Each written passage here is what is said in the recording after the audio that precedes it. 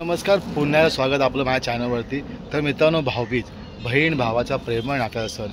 भले इतर दिवशी ना घरी भांडणं असतील, एकामेकाचे वाद करत असतील, एकामेकाचं पटत नसेल, पण जेव्हा बहिणीचं लग्न होतं ना तेव्हा सगळ्यात जास्त रडणारा तो भाऊच असतो. असं हे प्रेमळ नातं आहे. त्यात नात्याचा सण आहे तो म्हणजे भाऊबीज. तर माझ्या घरी पण भाऊबीज आहे. कशाप्रकारे भाऊबीज होते ते बघूया, चला जाऊया.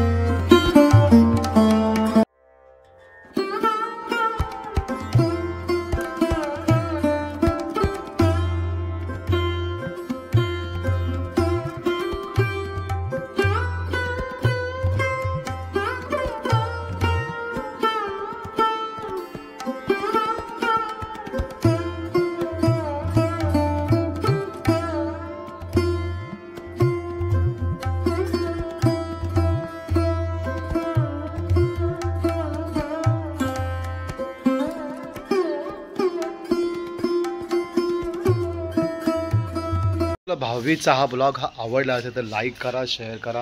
भेटूया पुढच्या ब्लॉगमध्ये. धन्यवाद.